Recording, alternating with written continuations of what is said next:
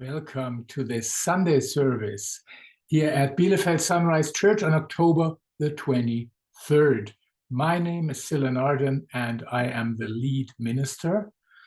Now, at Sunrise, for those of you who are new to us, we are an affirming community. We are open to all who are curious, seeking, new believers, trying to find out together with us what it means to walk with Jesus in the 21st century. Church services start every Sunday at 10 a.m.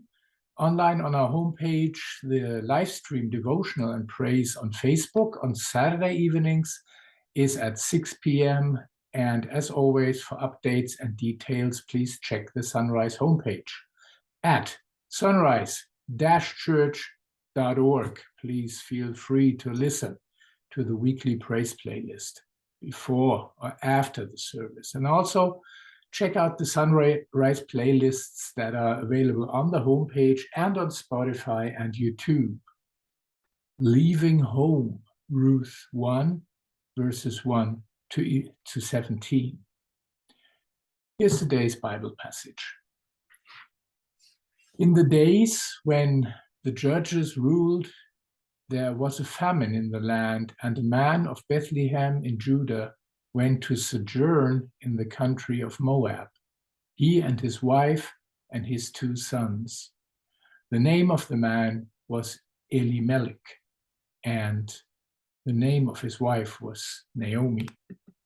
And the names of his 2 sons were Mahlon and Chilion. They were Ephrathites from Bethlehem in Judah. They went into the country of Moab and remained there. But Elimelech, the husband of Naomi, died, and she was left with her 2 sons. These took Moabite wives. The name of the one was Orpah, and the name of the other Ruth. They lived there about 10 years, and both Mahlon and Chilion died, so that the woman was left without her 2 sons and her husband. Ruth's loyalty to Naomi, then she arose with her daughters-in-law to return from the country of Moab, for she had heard in the fields of Moab that the Lord had visited his people and given them food. So she set out from the place where she was with her 2 daughters-in-law, and they went on the way to return to the land of Judah. But Naomi said to her 2 daughters-in-law, "Go, return each of you to her mother's house. May the Lord deal kindly with you, as you have dealt with the dead and with me. The Lord grant you that you may find rest, each of you, in the house of her husband." Then she kissed them, and they lifted up their voices and wept. And they said to her, "No, we will return with you to your people." But Naomi said, "Turn back, my daughters. Why will you go with me? Have I yet sons in my womb, that they may become your husbands? Turn back, my daughters, go your way, for I am too old to have a husband. If I should say I have hope, even if I should have a husband this night and should bear sons, would you therefore wait till they were grown? Would you therefore refrain from marrying? No, my daughters, for it is exceedingly bitter to me for your sake that the hand of the Lord has gone out against me." Then they lifted up their voices and wept again, and Orpah kissed her mother-in-law, but Ruth clung to her. And she said, "See, your sister-in-law has gone back to her people and to her gods. Return after your sister-in-law." But Ruth said, "Do not urge me to leave you or to return from following you. For where you go, I will go, and where you lodge, I will lodge. Your people shall be my people, and your God my God. Where you die, I will die, and there I will be buried. May the Lord do so to me, and more also, if anything but death parts me from you. Well, no one leaves home. No one leaves home unless home is the mouth of a shark.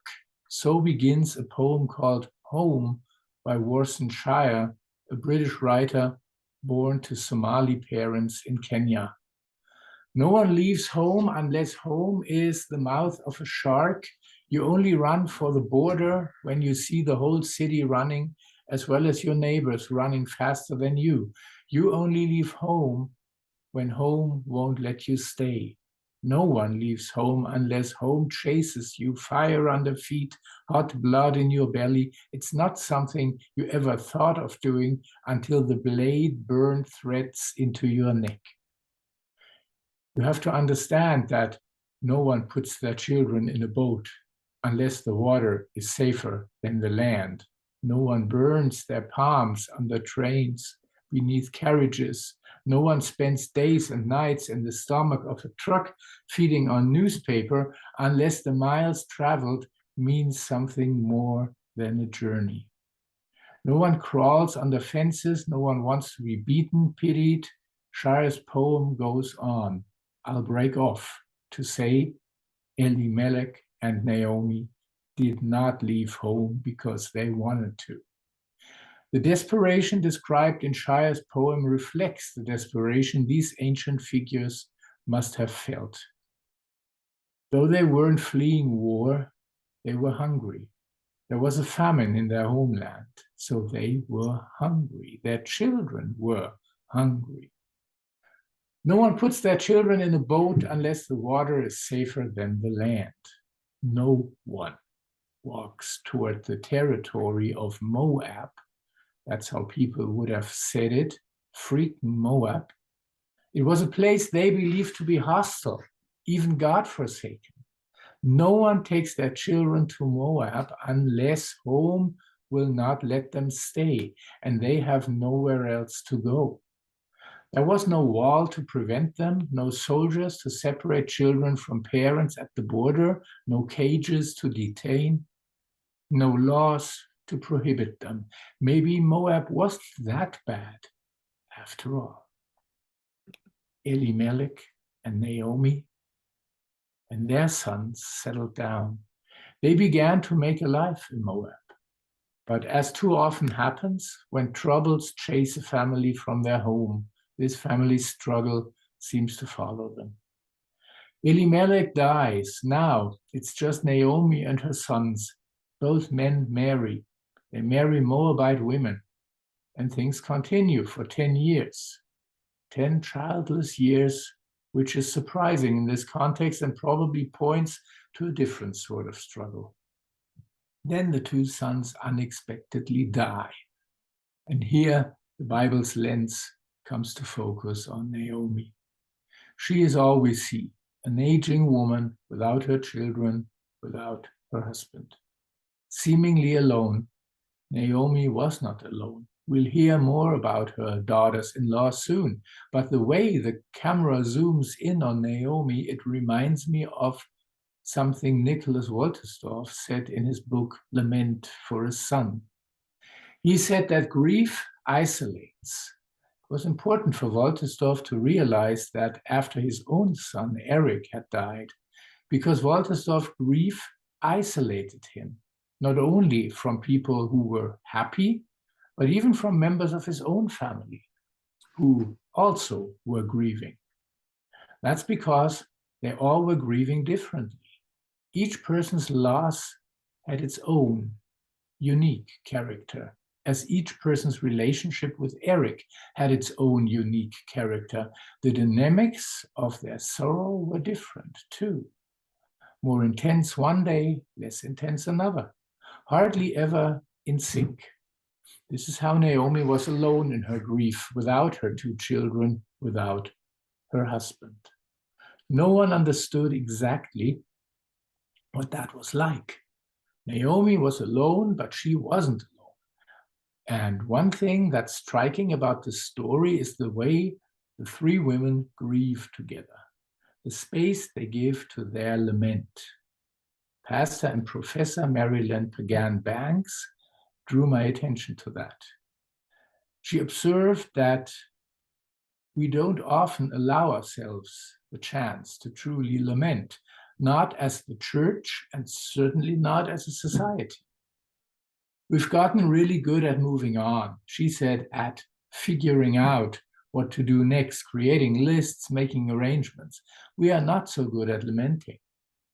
But some powerful grief is expressed by the women in this story. And though the story moved quickly, as it mentioned the moments of death and loss, the story lingers upon the women's expressions of grief. How they weep and will not be silenced. Began Banks wondered why.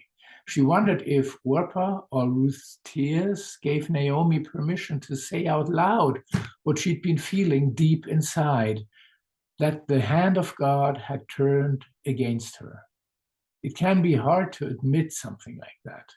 Maybe Naomi's lament set Orpah free to return to her mother, to do what was best for herself in that moment. The Bible does not judge Orpah, nor should we. Maybe Naomi's tears were what drew Ruth all the closer. Perhaps as she wept with Naomi, Ruth came to understand where her deepest loyalties lay. To share grief can be powerful for people. It can be exactly what we need, but it's hard, isn't it? Even just to sit with folks in their grief, it's really hard. Kate Bowler, who was diagnosed with stage 4 cancer at the age of 35, has written about this. How, when something terrible happens, we rush in with explanations and reassurance. She believes that one of the main reasons we do this is that we want to believe life is durable. We want to think that if we live carefully and well, we can avoid danger, we can avoid illness, we can avoid heartache. We live with what Bowler calls a thick cultural script around positivity. There are religious aspects to that script, like the idea that it's all part of God's plan and God won't give you anything you can't handle. There's also just the popular notion that today may be hard, but tomorrow will be better. That if you work hard and have the right attitude, you'll rise to the top. Those notions are compelling, Bowler says, especially for those of us who are trying to find agency in our lives, or if no one has ever told you to believe in yourself. To hear that the best is yet to come, it's compelling.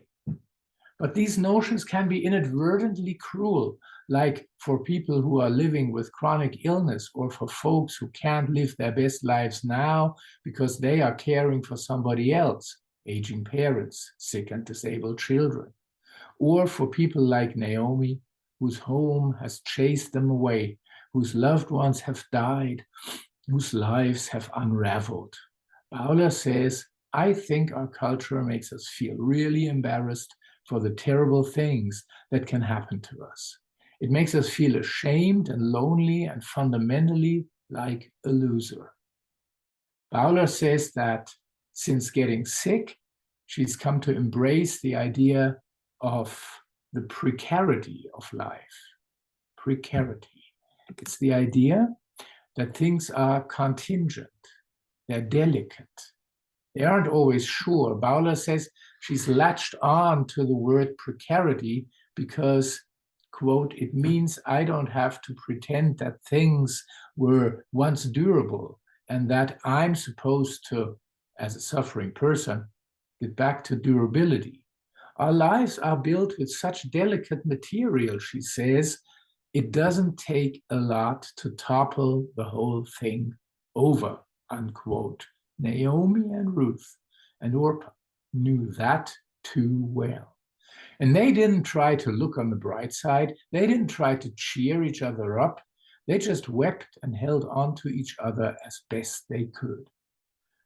We don't hear more of Orpah's story, but we do know, or we can know, if we'll read to the end of this book, that for Ruth and Naomi, the story ends well. A good man marries Ruth and gives both Ruth and Naomi safety in his home. Ruth becomes pregnant and has a healthy baby boy. Naomi hugs this child to her chest, and the whole neighborhood celebrates her gladness. This baby becomes the father of Jesse and the grandfather of David, Israel's greatest king. Who would have thought?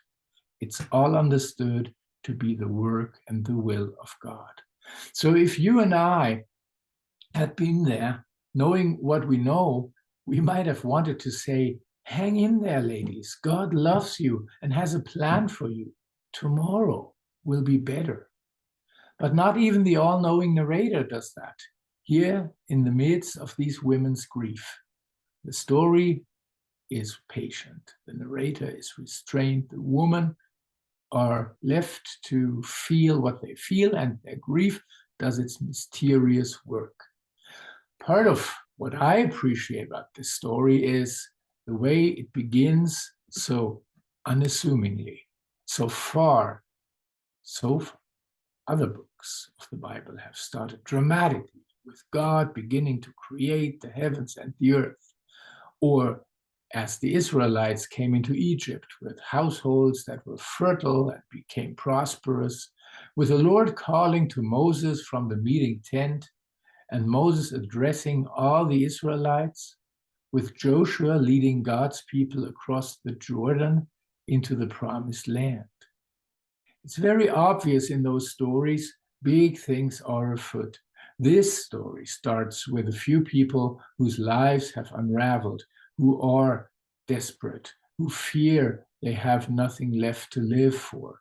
They command our attention only because the narrator knows they deserve our attention. The narrator knows that sometimes God is most powerfully at work when we are least inclined to believe it.